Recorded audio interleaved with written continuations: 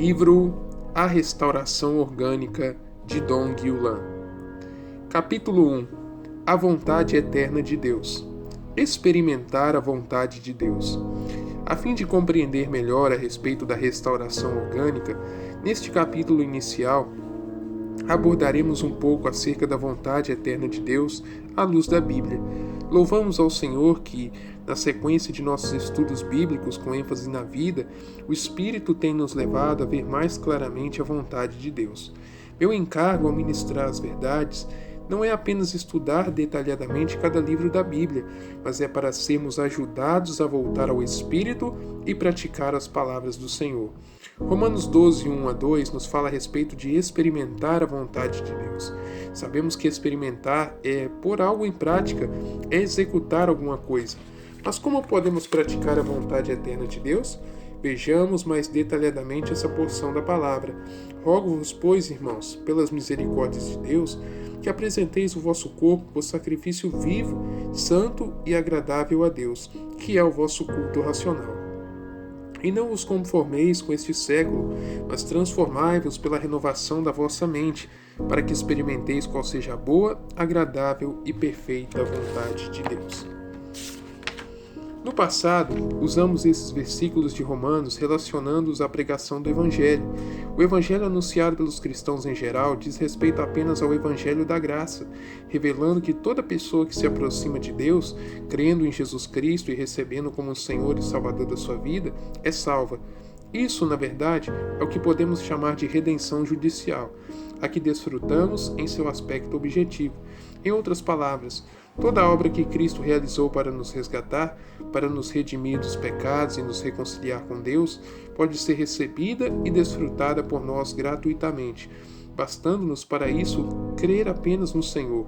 Entretanto, o Evangelho descrito em Romanos vai além do Evangelho da graça, diz respeito ao Evangelho do reino e está diretamente relacionado à salvação subjetiva, que denominamos de salvação orgânica. A redenção judicial. A salvação completa de Deus tem dois aspectos: o aspecto judicial, relacionado com a justiça de Deus, e o aspecto orgânico, relacionado com a vida de Deus. O homem criado por Deus pecou e caiu ao seguir Satanás. Por isso, o homem violou a justiça de Deus. O que o homem transgrediu não foi a graça de Deus nem o seu amor, mas a sua justiça. Segundo a palavra de Deus, o princípio pelo qual Deus atua é a sua justiça. Salmo 89:14. Tudo o que Deus quer fazer pelo homem, primeiramente, tem que satisfazer os requisitos de sua justiça. A justiça de Deus requer que os pecadores sejam redimidos. Hebreus 9:22, Efésios 1:7. Sabemos que pela desobediência de Adão, o homem foi reprovado por Deus e expulso da sua presença, Gênesis 3. Por isso, a Epístola aos Romanos nos diz: pois assim como por uma só ofensa veio o juízo sobre todos os homens para condenação, assim também, por um só ato de justiça, veio a graça sobre todos os homens para a justificação que dá vida. Romanos 5:18. Por um só homem entrou o pecado no mundo, e Deus abandonou a raça adâmica porque todos os homens se tornaram pecadores. Por causa do ato de um só homem, a humanidade foi separada da santidade, justiça e glória de Deus.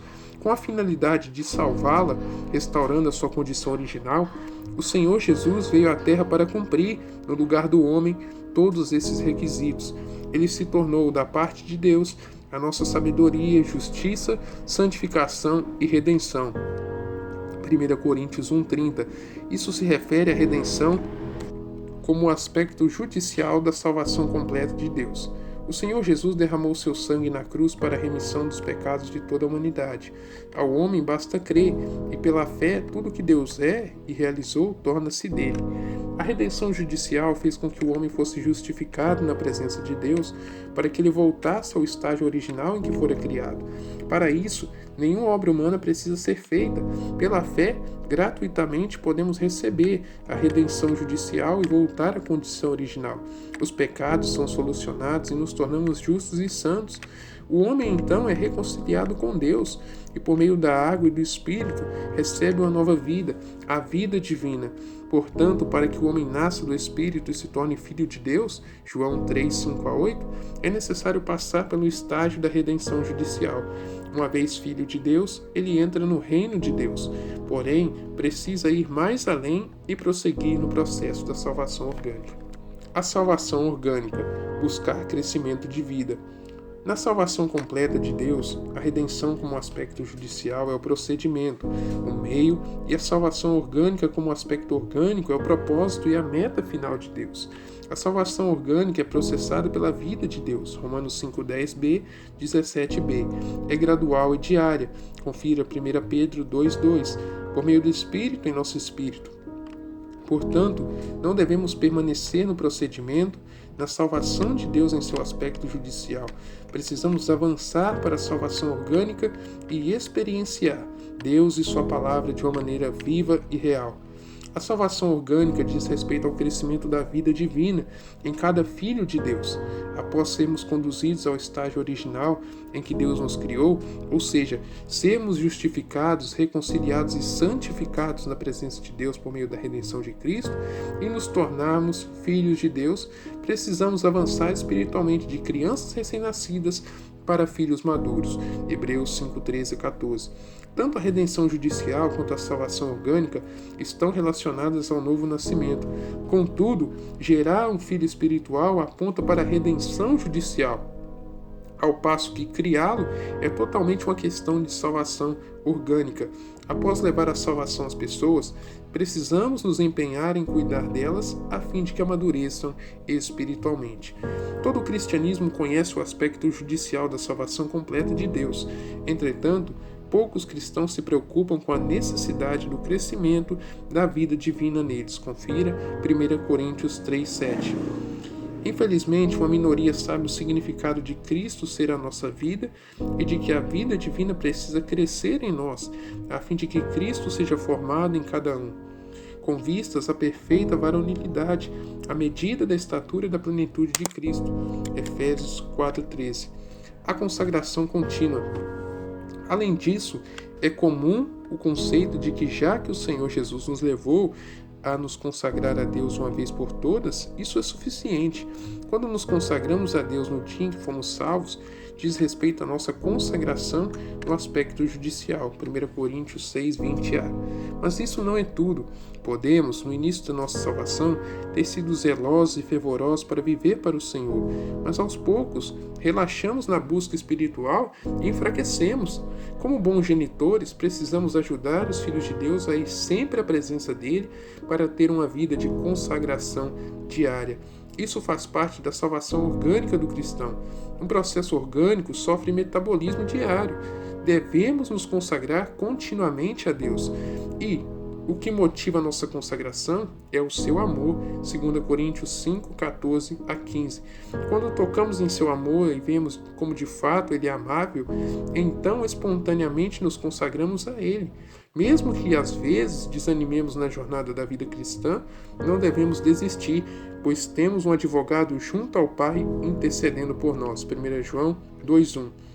A nossa consagração a Deus no aspecto judicial foi aceita por ele de uma vez por todas, mas na prática, na salvação orgânica, ela ocorre de maneira contínua. Deus deseja restaurar a nossa consagração diária a fim de que sejamos transformados pela renovação da nossa mente. Precisamos da consagração contínua, diária, que é a porta de entrada, o início do processo de nossa salvação orgânica. Conhecer a vontade de Deus. Em Romanos 12:1 diz: Rogo-vos, pois, irmãos, pelas misericórdias de Deus, que apresenteis o vosso corpo por sacrifício vivo, santo e agradável a Deus. Quando apresentamos o nosso corpo por sacrifício vivo, agradamos a Deus. E isso significa que fomos reconciliados com Ele.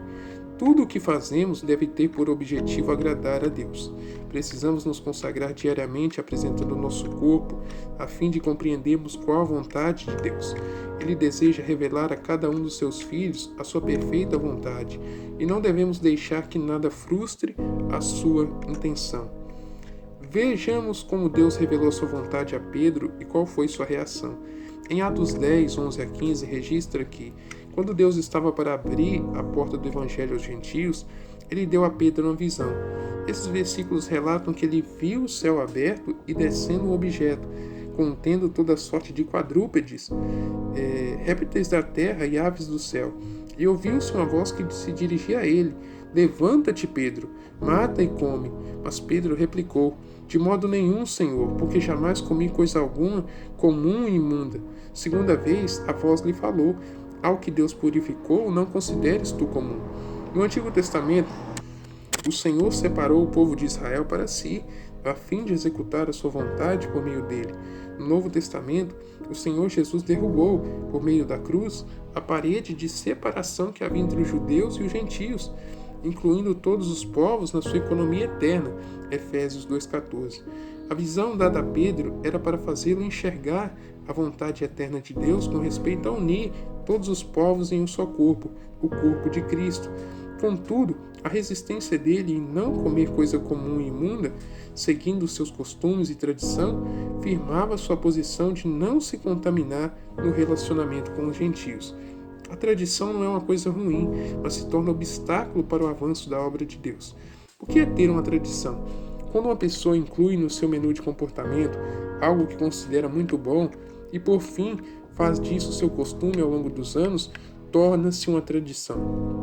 Então, quando chega algo novo, ela automaticamente o rejeita por não estar segundo a sua tradição. Se checarmos com nossa experiência e analisarmos os registros bíblicos, veremos que a tradição sempre foi algo que afeta o povo de Deus. Devemos rejeitar qualquer costume ou tradição que nos impeça de conhecer mais a perfeita vontade de Deus. Não sejamos obstinados nos conceitos e tradições sem dar ouvido ao falar do Espírito em nós. Para isso, precisamos apresentar diariamente o nosso corpo como sacrifício vivo, santo e agradável a Deus, tendo um viver de consagração contínua a Deus e de reconciliação com Ele. Dessa forma, desenvolvemos a nossa salvação de maneira orgânica, vivendo em novidade de vida e sempre abertos ao fluir do Espírito, que nos mantém no frescor da vida e sensíveis à vontade de Deus. A reconciliação com Deus.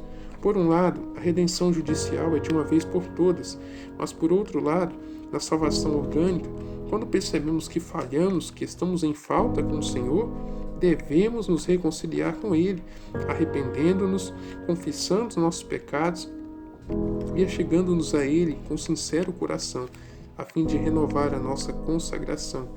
Nosso problema diante de Deus não era apenas de pecado, mas também de inimizade. Por meio da redenção de Jesus, o problema do pecado foi solucionado, mas, para termos paz com Deus, precisávamos também da reconciliação. O Senhor Jesus é o nosso mediador, aquele que nos reconciliou com Deus e fez a paz pelo seu sangue na cruz.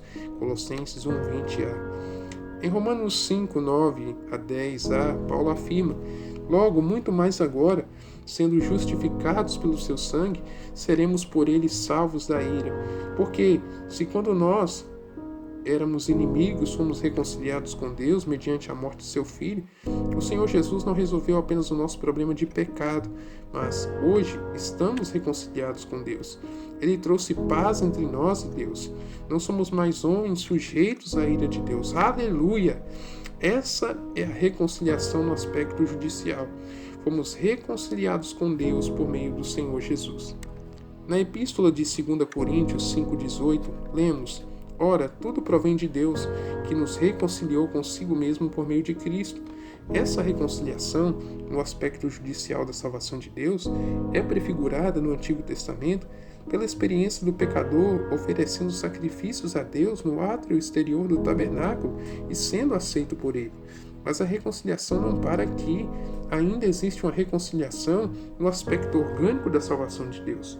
Por um lado, nos reconciliamos com Deus, mas por outro, precisamos nos reconciliar mais e mais, de sorte que somos embaixadores em nome de Cristo, como se Deus exortasse por nosso intermédio. Em nome de Cristo Jesus, pois, rogamos que vos reconcilieis com Deus. Verso 20 de 2 Coríntios 5. Essa responsabilidade é nossa. A reconciliação no aspecto judicial foi obra do Senhor. Agora, a reconciliação no aspecto orgânico é responsabilidade dos que servem a Deus. A reconciliação no aspecto orgânico é claramente prefigurada pelos 2 véus do tabernáculo, onde o pecador, por meio das ofertas no Antigo Testamento, era conduzido por Deus para entrar no santo lugar e no santo dos santos. Embora fomos salvos e reconciliados com Deus no aspecto judicial, ainda vivemos na carne, isto é, na alma. Por isso, não devemos permanecer na reconciliação judicial, prefigurada pelo ato exterior. Assim, devemos avançar para a reconciliação orgânica, prefigurada pelo santo lugar e pelo santo dos santos. Devemos entrar e ajudar os outros irmãos a entrar no Santo dos Santos para vivermos com Deus no Espírito, 1 Coríntios 6,17, a fim de servi-lo e vivermos em sua presença. Desenvolver a salvação com temor e tremor. A morte e a ressurreição do Senhor nos introduziu no corpo de Cristo, que é a Igreja. Agora, como filhos de Deus, temos o Espírito em nosso espírito. Romanos 8,16, com uma unção interior que nos ensina a respeito de todas as coisas, 1 João 2,27. Ou seja, quando estamos no Espírito, ouvimos o falar de Deus e podemos conhecer mais a sua vontade. Numa condição normal, a unção dentro de nós fala que em determinado ponto não fomos agradáveis a Deus. Nesse momento, devemos ir à presença dele e nos arrepender, reconciliando-nos com ele. Entre os filhos de Deus, ouvimos frequentemente críticas e julgamentos precipitados. Quando ouvimos uma crítica à obra de algum servo de Deus, julgando ser obra do homem, devemos nos lembrar imediatamente que precisamos desenvolver a nossa salvação com temor e com tremor. Filipenses 2,12. Deus pode estar levando adiante a sua vontade por meio de uma determinada pessoa, e nós, por estarmos agindo contra a unção interior, podemos ser um estorvo na vontade de Deus. Ou seja, estamos sendo contra a vontade de Deus e, consequentemente, contra a unção do Espírito Santo. Que tenhamos cuidado com o nosso falar. Se cometemos esse pecado e não confessarmos e nos purificarmos com o sangue do Senhor, 1 João 1,7,9, esse pecado não será perdoado nessa era, mas permanecerá para ser julgado diante do tribunal de Cristo na era vindoura, 2 Coríntios 5,10. Seremos disciplinados para fazer uma purificação desse pecado e seremos perdoados na era vindoura, Mateus 18, 23-25.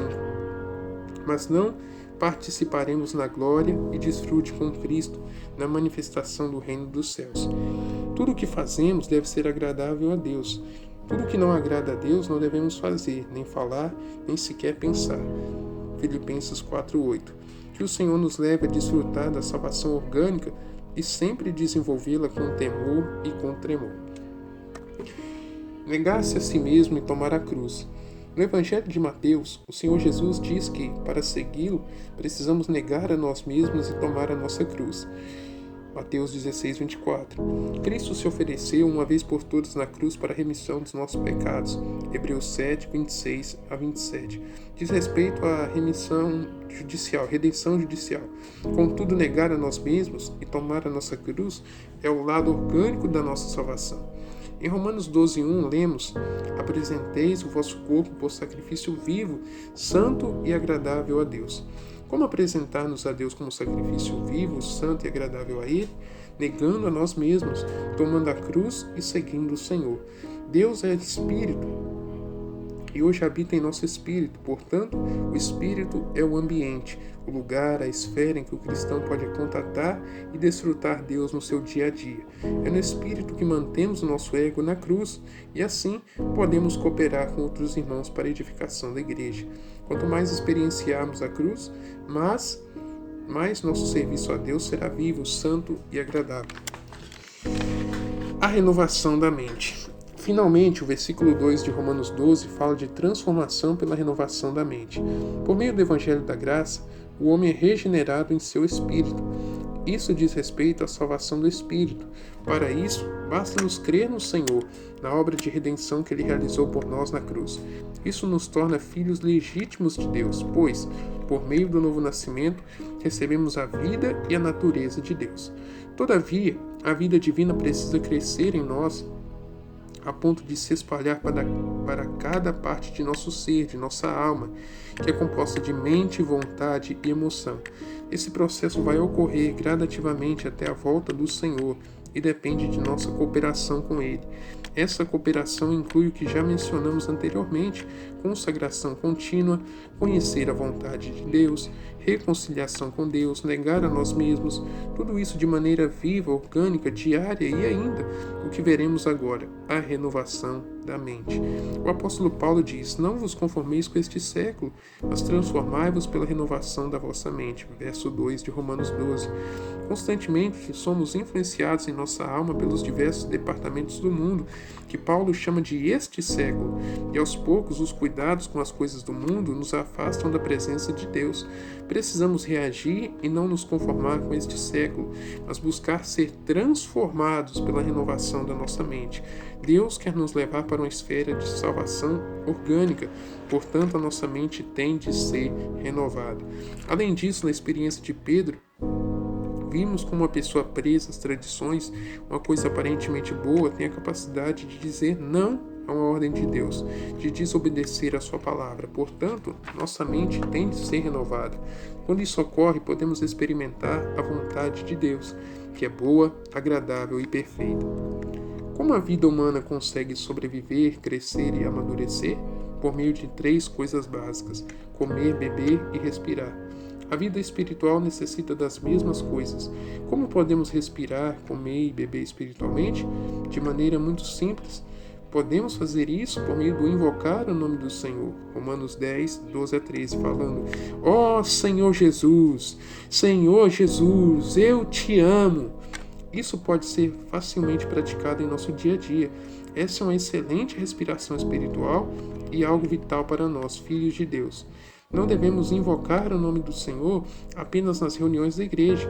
Em casa também devemos invocar o doce e precioso nome do Senhor. Precisamos respirar espiritualmente o dia todo, em casa, no trabalho, na escola, onde quer que estejamos. Além de respirar, também precisamos orar e comer e beber espiritualmente lendo a Bíblia e livros espirituais que nos ajudam a desfrutá-la ainda mais. Precisamos também de ter comunhão com nossos irmãos em Cristo nas reuniões da igreja. Assim, pouco a pouco, nos enchemos do Espírito até que ele flua de nós com poder.